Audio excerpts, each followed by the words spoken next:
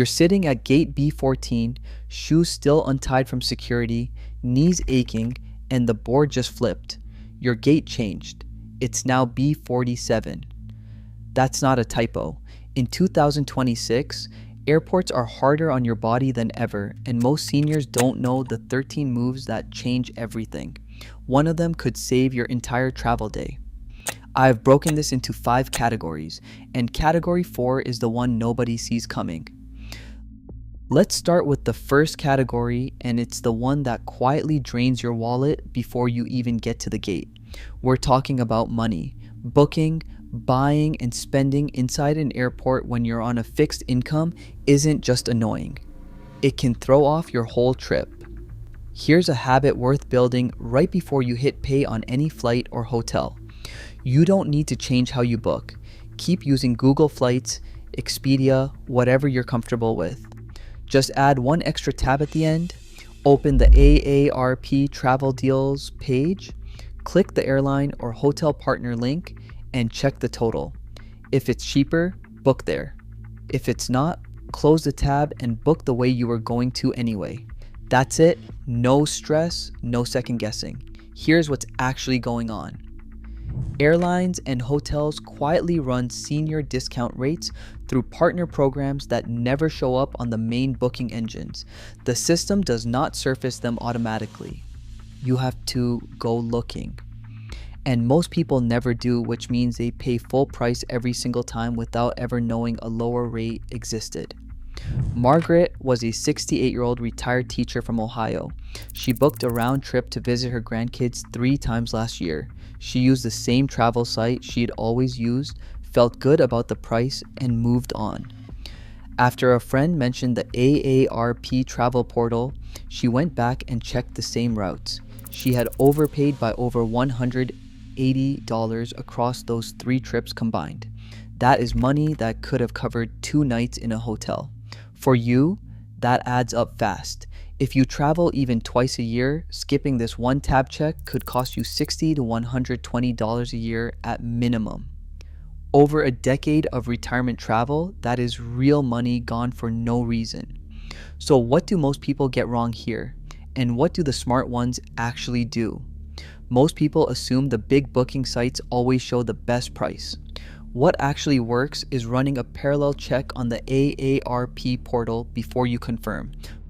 Most people also skip packing food and end up spending $14 on a sandwich and $6 on water once they are past security.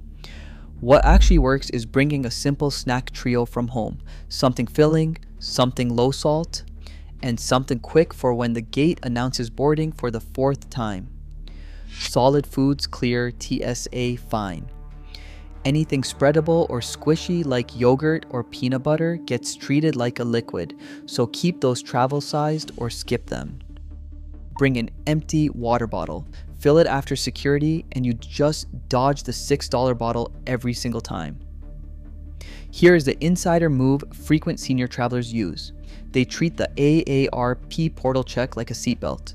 You do not think about it, you just do it before every trip, every time. Get your spending under control before you board, and you have cleared the first filter. But category 2 is where a lot of seniors lose something far more important than money, and it happens in about 5 seconds flat. The second category is security. And I don't mean getting flagged for something suspicious. I mean the everyday habits that slow you down, stress you out, or leave something critical behind without you even realizing it. You've made it to the checkpoint. You're unloading your bag, pulling out your laptop, taking off your shoes. Everything feels under control. Then you drop your passport flat into the gray plastic tray and push it down the belt. That's the moment the risk starts. Before I tell you how bad it can actually get, you need to understand what happens at the end of that belt. Everyone is rushing, shoes going back on, laptop being stuffed into a bag, jacket grabbed. That flat little document blends right into the tray. And if you get pulled aside for extra screening, your tray keeps moving while you're standing still with a TSA agent. Your passport is now separated from you in the busiest part of the checkpoint. Here's what's actually going on. The end of the security belt is a high distraction zone by design. Travelers are cognitively overloaded, reassembling their belongings, watching for their bags, trying not to hold up the line. Thin documents in plain trays have one of the highest rates of being left behind at checkpoints. TSA, lost and found logs consistently show passports, boarding passes, and medication sheets as the most commonly recovered items. Robert, a 72-year-old from Florida, was pulled aside for a routine hand swab check. It took 4 minutes. When he got back to his belongings, his passport was gone from the tray. It had slid to the end of the belt and been picked up by another traveler who thought it was theirs. He spent 40 minutes at the airport lost and found desk, missed his boarding group, and had his carry-on gate checked because the overhead bins were full by the time he reached the gate. For you, that's not just an inconvenience. If you're connecting to another flight, 40 minutes is a missed connection. If you're traveling internationally, it's a potentially ruined trip. And if the wrong person walks off with your passport, replacing it abroad is a process that can take days. So what do most people get wrong here? And what do the smart ones actually do? Most people drop their passport loose into a tray like any other item. What actually works is giving it one permanent home, a zip pocket in your bag or a small zip pouch, and putting it back there before you touch anything else after screening. Most people also load up on thick hand cream before travel days without thinking about it. What actually works is going light on heavy lotions that morning, because residue from certain creams, gardening products, or household cleaners can trigger a false positive on the explosive trace detection swab. If they do swab you, stay calm and cooperate. 99% of the time, it's a 90-second check and you're on your way. Here is the insider move: use a brightly colored passport holder or zip pouch. If TSA insists it goes in a tray, that bright color makes it impossible to miss when it comes out the other end. Fix your security routine and you've dodged one of the biggest stress spikes of the whole airport day. But ask yourself, when did you last actually think about what happens to your body between security and the gate? Because the next category is where that assumption gets expensive. If you think you have been handling the airport walk just fine, this next category is going to change your mind. Most seniors are burning more physical energy than they need to between security and the gate. And the airport is quietly designed to make that worse. Here is what is actually going on. Modern airports are built around retail revenue. The path from security to your gate is deliberately routed through duty-free shops, food courts, and retail corridors. The signage for gates is positioned above eye level, but most of the visual stimulation is at eye level, where the shops are. This is not accidental. It is architectural design that keeps you walking longer, spending more, and arriving at your gate more tired. You clear security, feel relieved, and start walking. The signs say your gate is straight ahead. But straight ahead turns into a left turn past a perfume shop, then a right past a newsstand, then a corridor that somehow dumps you back near the food court. Your knees are starting to feel it, and you just added 10 unnecessary minutes to a walk that was already long. Sandra, a 70-year-old from Arizona, was connecting through a major hub on her way to see family in Portugal.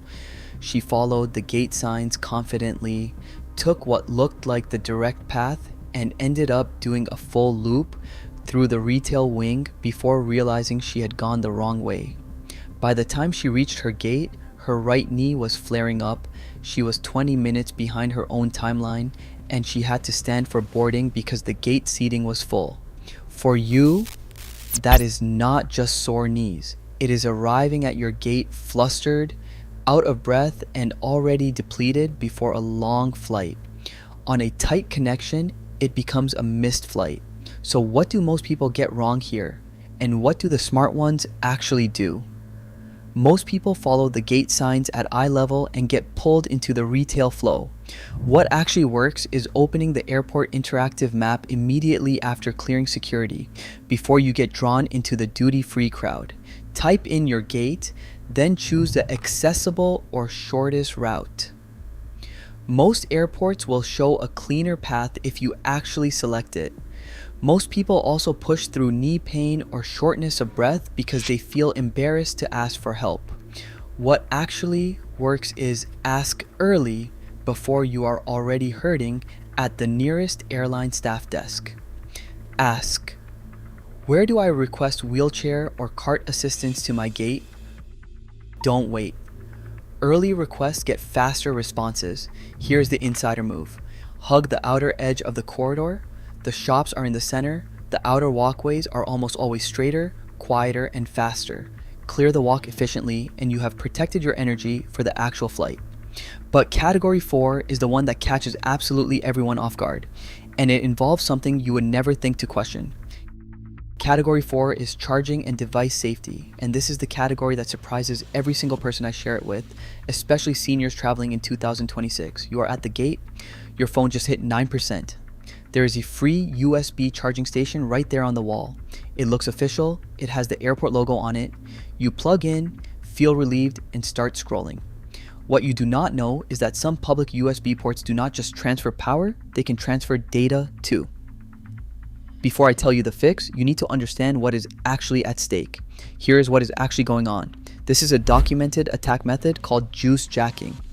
Malicious actors can install modified USB hardware inside public charging stations that silently probe connected devices for stored passwords, financial applications, and personal data. Your phone does not warn you. There is no notification. The connection looks identical to a normal charge.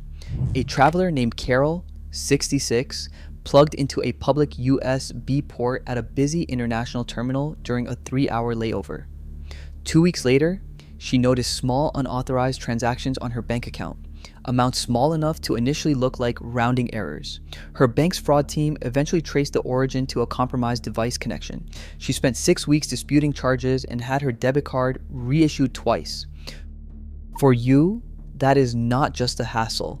If your banking app, email, or health insurance portal is saved on your phone, and it probably is, then a compromised connection during a layover could expose all of it. 6 weeks of fraud calls is not how you want to remember your vacation. So what do most people get wrong here, and what do the smart ones actually do? Most people assume airport charging stations are safe because they look official. What actually works is using a regular wall outlet with your own charger, not a USB port. Most people also travel without a power bank because they do not think they will need one. What actually works is keeping a small, fully charged power bank in your carry-on at all times so you never need a public port. If you absolutely must use a public USB port, one fix costs about $10, a USB data blocker. It is a tiny adapter that lets power flow, but physically blocks the data pins. Plug the adapter into the USB port first, then plug your cable into it. Power flows. Data cannot. Frequent travelers call this a USB condom. Small, cheap, and it lives in your travel pouch permanently. Get your device protected and you have handled one of the most invisible traps in a modern airport. What is left is the category nobody plans for, and it is also the most avoidable mistake on this entire list. The fifth and final category is navigation, knowing exactly where you are, what your documents are telling you, and how to move through the back half of the airport like someone who has done this 100 times. Most seniors only glance at their boarding pass for the gate number and the seat, but that pass is a cheat sheet, and most of the useful information on it goes completely ignored. You are at the gate, settled in, feeling good, boarding starts, you stand up with everyone else, join the back of the line, and shuffle forward. By the time you reach the overhead bin above your seat, it is packed. Your carry-on gets gate checked, your medications, your neck pillow, your phone charger, all of it is now going in the hold. And you did not see it coming. Here is what is actually going on. Airlines board by group or zone, and those numbers directly control your access to overhead bin space. Zone 1 boards first. Zone 4 boards into whatever is left. On a full flight, Overhead space above economy rows is typically gone by the time Zone 3 finishes boarding. If your seat is in the back half of the plane and you are in Zone 4, you need to be at that gate early or your carry-on is getting checked at the door. David, a 74-year-old retired engineer from Michigan, was flying home from a family reunion on a full domestic flight. He arrived at the gate relaxed, sat down for 30 minutes, and joined the line when Group 4 was called. By row 28, every bin within 6 rows of his seat was full. His carry-on, which contained his blood pressure medication and his hearing aid charger, was gate checked. It arrived on the baggage carousel 40 minutes after he landed, and he had to stand the entire time. For you, that 40-minute wait at baggage claim is not just inconvenient. If you have a connecting ride, a hotel check-in window, or medications you need within hours of landing, it changes your entire arrival plan. So what do most people get wrong here, and what do the smart ones actually do? Most people look at boarding passes for the gate and seat only. What actually works is to scan 3 things before you move: your boarding group or zone number, your connection details including terminal and airline code, and your seat row. Zone tells you when to line up. Connection details tell you whether you are staying close or speed walking across the airport. Seat row tells you how much bin urgency you actually have. Front rows board late but empty bins first. Back rows board late into crowded bins. Most people also skip the quiet rooms that exist in almost every major airport. What actually works is using the multi-faith room, meditation space, or sensory room. Look for the lotus, chapel, or praying hands symbol near information desks. Use it for a 10 to 15 minute reset between security and boarding. Dimmer, quieter, away from the announcements. Your blood pressure will thank you. And if your airport does not have one, a lounge day pass gives you the same reset with a comfortable seat, a clean restroom, and a drink that does not cost highway robbery prices. You might already have access through a credit card or a travel program without knowing it. Check before your next trip. Here's the insider move: Mobile Passport Control, MPC. It is a free, official US government app. When you land from an international flight and your airport has an MPC lane open, you submit your entry on your phone, find the MPC lane sign in the immigration hall, and move through significantly faster than the standard line. Set it up before your trip, not while you are jet lagged in a crowded hallway. Here is what separates a smooth airport day from a brutal one. Know your documents before you move. Protect your energy like it is a resource, because it is. Treat every convenience offered for free as something worth a second look before you use it. What is the airport trap that gets you the most? Drop it in the comments. Like and subscribe for more.